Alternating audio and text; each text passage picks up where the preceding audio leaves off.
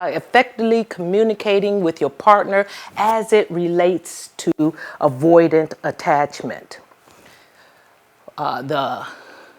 The agenda is the introduction of who I am, Priscilla Lenora Miles, and we're going to talk about the objective and the goal. We're going to watch a video that's only 3 minutes and 29 seconds. We're going to talk about that video, then you're going to pair together and get some insight from each other on what you observed. Then we're going to talk about the avoidant attachment assessment, and then we're going to pair up again and discuss what you got out of that assessment, and then we're going to share it with each other so we can write it down, and then at the end we're just going to give a summary of what Dr. Les had ended with, and I just wrote that on a slide. So right now we're going to talk about the learning objective. The learning objective is, in this 30 minutes, we are going to pair together and we're going to be able to see whether or not our way of communicating is the behavior of an avoidant attachment individual. That's our objective. And then, but our goal is to, if we recognize that we're having that avoidant attachment, how can I freely express myself with the other person? I don't want to hide back. I want to be able to show how I feel. So that's what our goal is. We're going to successfully be able to do that by the end of this session. So now let me get ready for the video.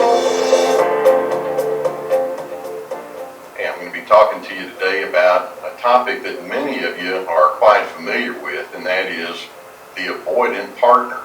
What do you do when you live with someone who tends to just kind of keep their distance from you emotionally and relationally?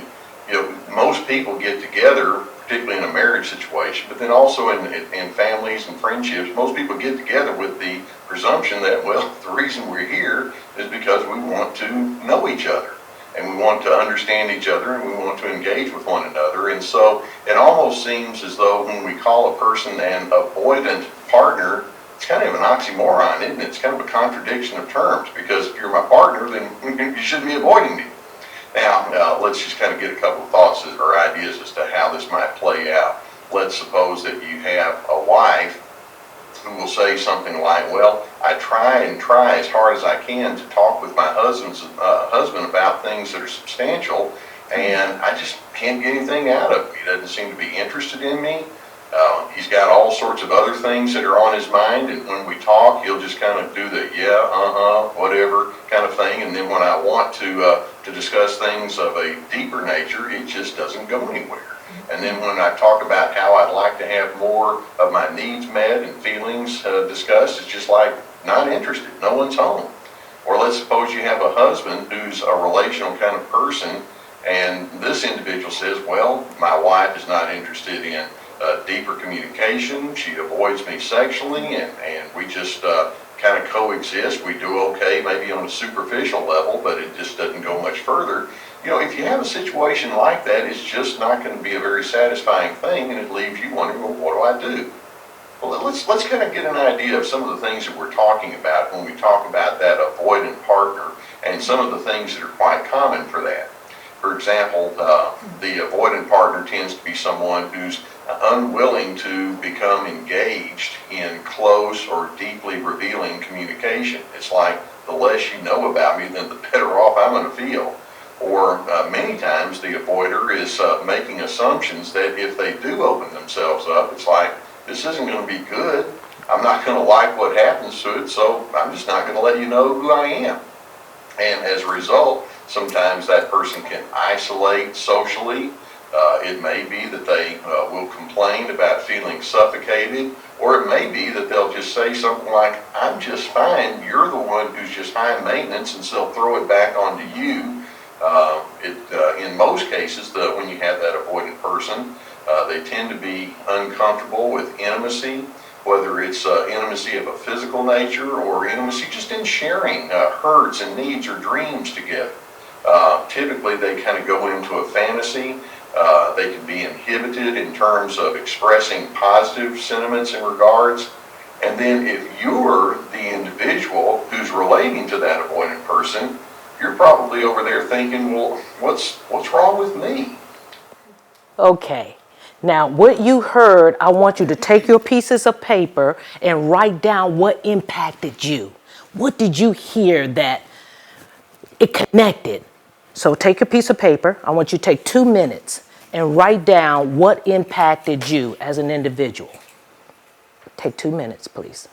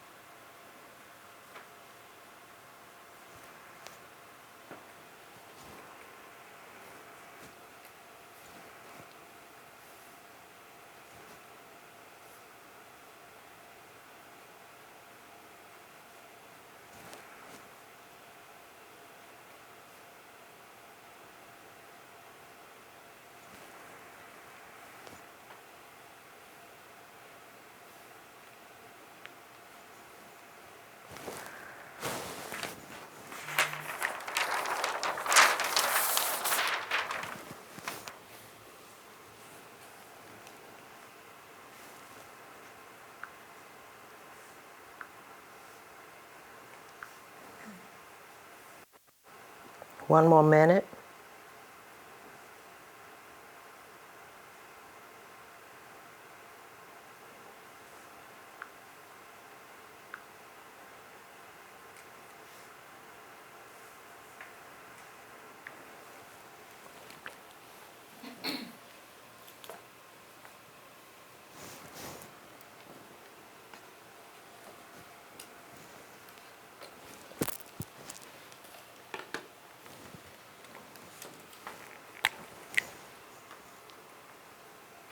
Okay, now this is what I want you to do. Remember, there was the avoider and then there was the partner. Tell me what you got out of what you heard, that how a person is the avoider communicating and how the person is who is the partner communicating. What did you get out of the video? Share with me. Anything on the avoider that stuck to you? He's saying like they don't feel the need to share. Okay, Because they don't feel the need to share. Yeah, they're afraid. I guess they're kind of afraid of the outcome, or they don't think the outcome is going to be how they want it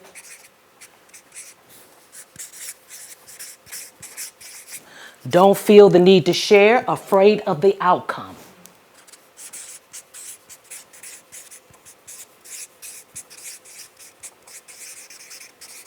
Anyone else? Saying it's like uncomfortable to open up Okay, uncomfortable to open up. his feelings over.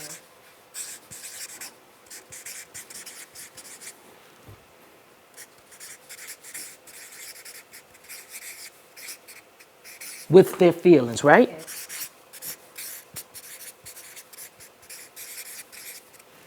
Anybody else? Anything on the partner? This is good because what you're seeing is you're more focused, if you notice, on the voider. Because no one mainly talking about the partner, the recipient, the person that's. It's more or less of what the avoider is going through, what the avoider is enduring at this time. And that's good. Don't feel the need to share. Why do you think they don't feel the need to share? Why do you think they don't feel the need to share? Probably they think that they will never be understood. Never understood.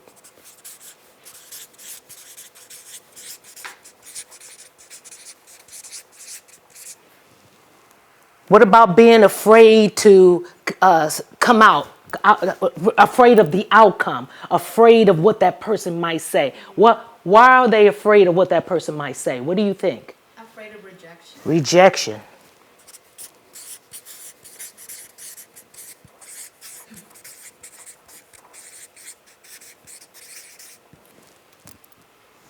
Okay? What about being uncomfortable and opening up their feelings?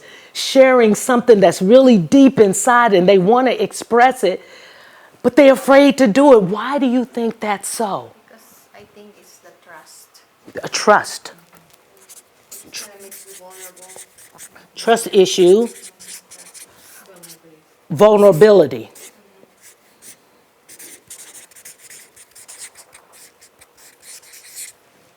Okay, this is good information. Are you seeing that? But let us look at the partner.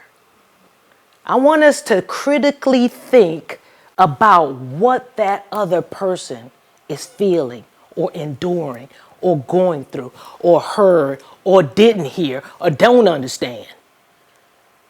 The partner is tired of saying something. Tired of repeating? Repeating. Okay, let me say that. Tired. I'm sorry? Repeating or nagging.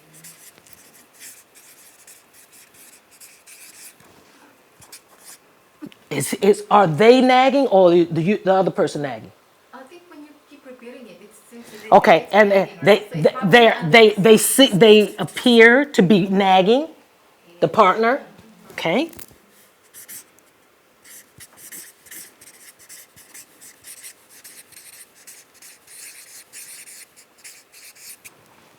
What else do you see? Sometimes you have to put yourself in the other person's shoes. Yeah. You know, because if you don't put yourself in the other person's shoes, you'll never see a different perspective. And yeah, you can't empathize, and that's an avoidant attachment person usually can't empathize Right. because they're focused on what's going on with them. Self-centered. Self-centered. So this is helping us to not only recognize what we're going through here, but also take a moment and think a little more deeper of what the other person could possibly be going through. So this is great because they probably are tired of repeating the information over and over again, but they do sound like they're nagging and I'm about tired of hearing this. You know, that's what the avoider is saying. Look, you know, why do you keep repeating? I'm tired of this nagging. You're getting on my nerves. What else do you think the partner might be going through or enduring or thinking or their perception? Just embrace it. The- Just embrace the oh, situation. oh, they find the need to be accepting. Okay, they have to.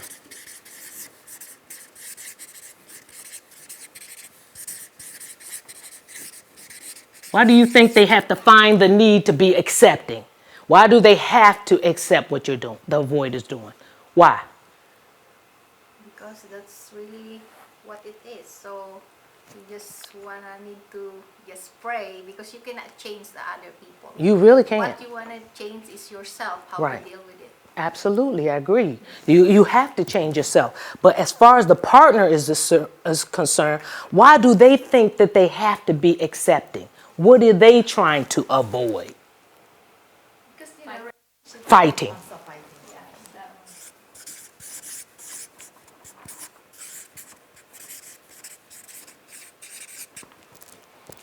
What else you think the partner may be thinking? One more.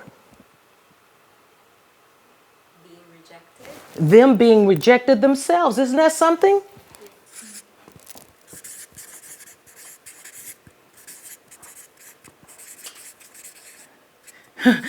You open up and say, I don't want to be bothered with you. You know, so that could be a possibility.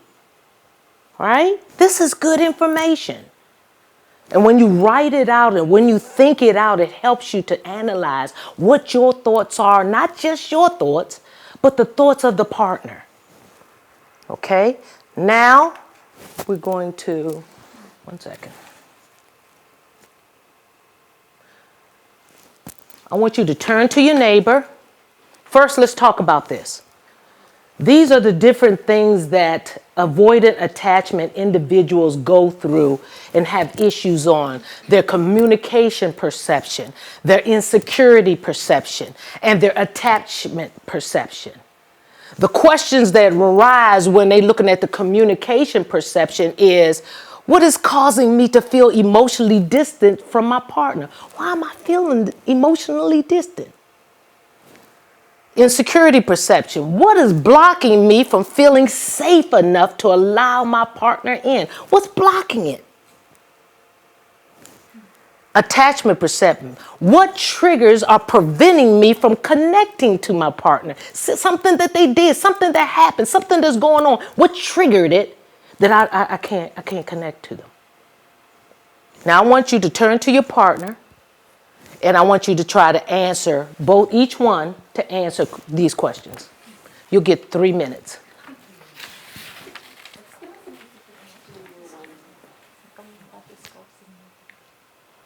Write it down because we're going to discuss it.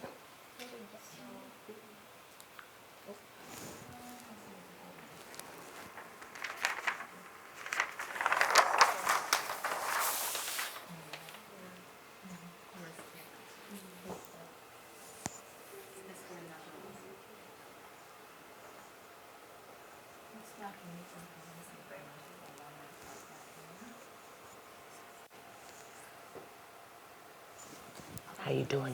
You're able to answer questions. You good?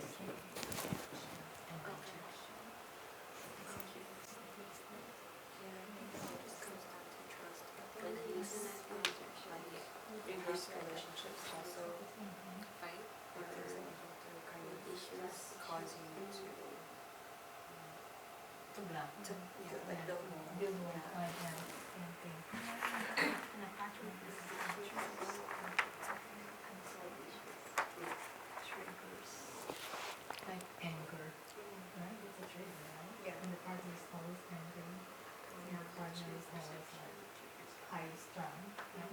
Always mad, like, always like, and also another kind of defensive. Oh, yeah. 1 minute, 45 seconds.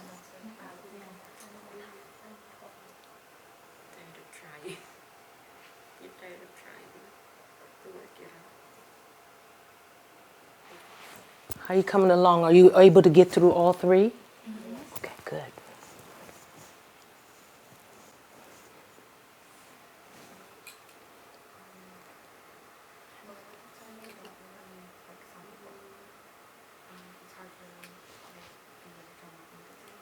Yes, they can attack.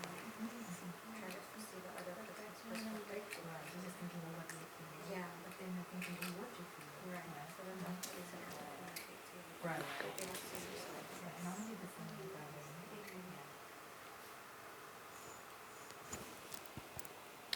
Less than 1 minute.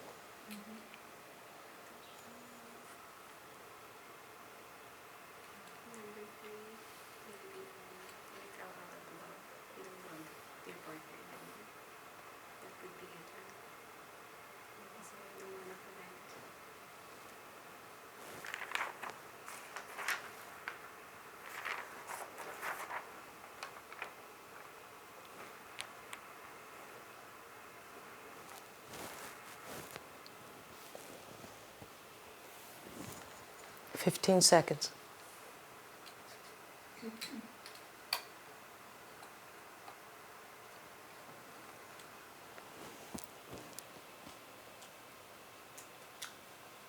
Okay, this is what we're going to do. We're going to discuss openly what you all discuss together as pairs. So we understand the communication perception. Okay, the question was, what is causing me to feel emotionally distant from my partner? Any answers? Yes, when the partner doesn't respect my ideas. Respecting your ideas. Yes, right. Doesn't even consider it. He's only thinking of what he feels is right. Okay, so the avoider is feeling that way about the partner. That what he feels is right, so you're not even giving me an opportunity to share my ideas. You're not even giving me that opportunity. Very good. What about over here? Like, We're still on communication. yeah, you always get the rejection, From the partner? yes, from your partner. Yeah, that rejection is devastating because it's like you're not my equal, Yeah. as though you're superior over me. But you're a partner. And when you're a partner, you're supposed to feel comfortable about sharing with your partner. This is someone you love and care about. So the communication shouldn't be emotionally distant. It should be together, right? What about insecurity perceptions? What'd you come up with that? Either one. It wasn't with like between the partners per se. It was kind of what came up to me was like past relationships, like past failed relationships that kind of cause you to kind of build those walls and not trust. Okay, now what caused building the walls and the not trust? Do you have, what triggers you? What makes you think this unsafe, insecure about that past relationship? Because you're not in it no more, so you can say what you want to say. So what was it that made you insecure? You felt your perception was you felt insecure. You started blocking that you didn't feel safe. What? I guess it was just like using what I shared kind of against me, or stuff like that, like not accepting.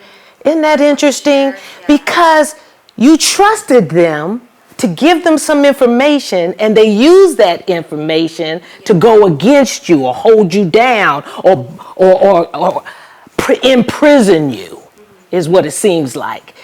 What about on this side, insecurity? Yeah, that's what our answer to is like the previous experiences. Previous experiences? That maybe with that person too, that it's not really solved yet. Like, it's like it's still an unsolved issues. Unresolved issues. And you could still be carrying that with you into the next relationship. That insecurity is very heavy because it's a safe place. It's a safe place within your heart, within your mind. And if someone breaks that barrier and makes you feel unsafe, it's hard to trust anybody else. But we got to get to the point, and then we're going to talk about that later, how we can go the opposite of this, is we got to get to the point that we got to see that person for who they are. And they aren't the past. They are the future. Okay? What about in the attachment perception? Preventing me from connecting to you. When the person is always angry when you talk to the person, defensive. Oh, they get very defensive, sarcastic, short-tempered, all these emotions, all of these emotions that are like a slap in the face. Why would I want to connect, embrace, love a person that doesn't even respect me? They may respect me, but the way their actions are doesn't make me feel like you respect me. So the avoider needs the partner to don't be sarcastic. Don't act like I'm wrong. Don't be so loud and angry and boisterous, because what you're doing is you're not allowing me to feel comfortable enough to be wanted, desired, cared for, loved. Those are great answers. What did you all feel about the attachment perception? Trying to work it out. Trying to work it out? You get tired. You get tired of trying to work it out. That's why the avoiders say, I'm tired of this. This is it. I've done what I could do, but you didn't understand me. So I'm tired of trying to work this out. So if you notice this is on both sides. The partner side and the avoider side, who are both tired.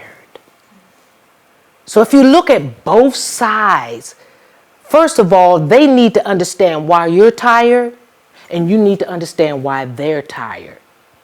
But first, you need to understand why you're tired. How many people see the person looking forward? Raise your hand. How many people see the person looking to the side? Okay. See the perception? Yeah. There's two ways of looking at it. Just because you see the person looking forward, the other person may be seeing the person looking to the side. Are you going to force them to make them to see the forward? Or are you going to try to learn how are they seeing it from the side? This is both parties now. You want the partner to understand your perception. And the partner wants the avoider to understand his perception. There's two perceptions. It's not just one. All of those things you thought about, now since you thought about it, how can you turn it around? So based on that, I want you to place yourself in the position of the other person. If you're the avoider, put yourself in the place of the partner. If you're the partner, put yourself in the place of the avoider. And I want you to get insight. I want you to do this first by yourself and answer these questions. I'm going to give you 3 minutes, okay? I'm 2 minutes and then 3 minutes to discuss it with each other. But first, do it individually. This is your individual one. Let's look at the communication perception. What can I do to feel more emotionally engaged with my partner? Now, this is not saying this is what you're actually doing. These are changing your perception of thoughts that you could possibly consider doing. That this might work if I try it this way. So what did you come up in the communication? What can I do to feel more emotionally engaged with my partner? To make him feel that I understand where he is coming from. Oh, good. Let's put that. I understand where he's coming from.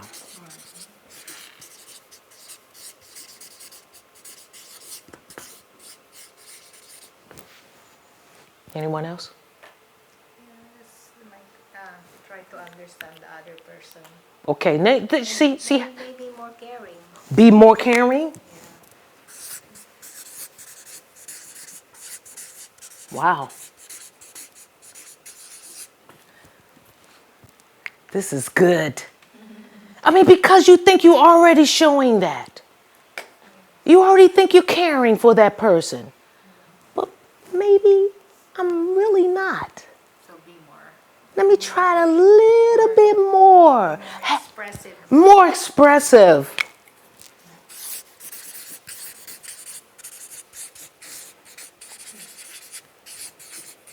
On my thoughts. Okay?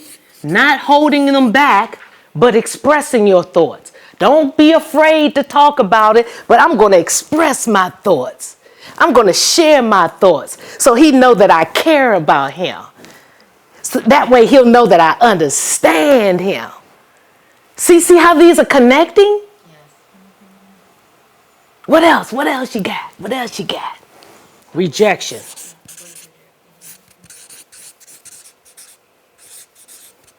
What about rejection?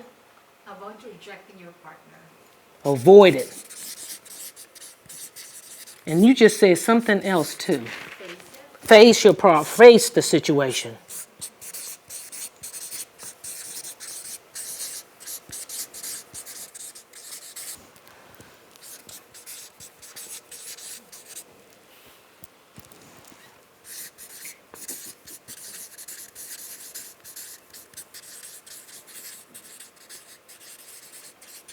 You know, that's hard to do, to forget about the unpleasant experiences, even if you can't forget it.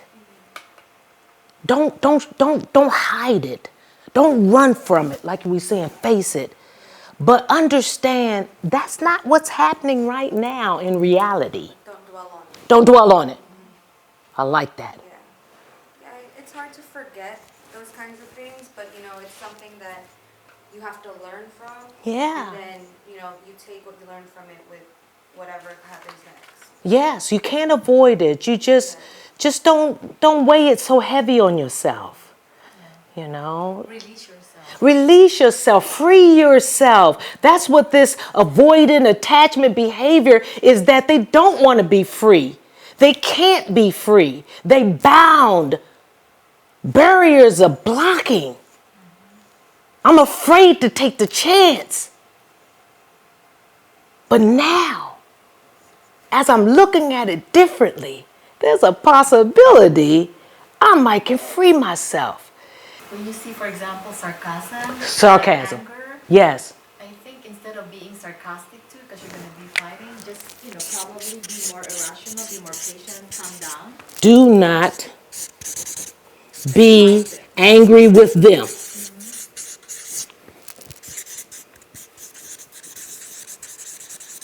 Be more irrational. So rational and Yeah, rational.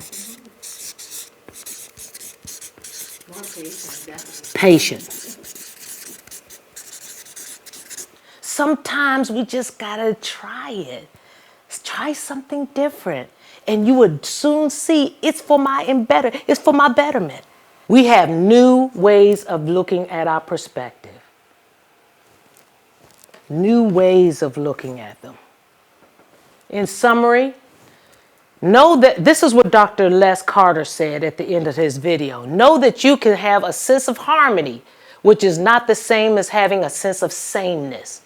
But you can have a sense of harmony even in the midst of your differentness.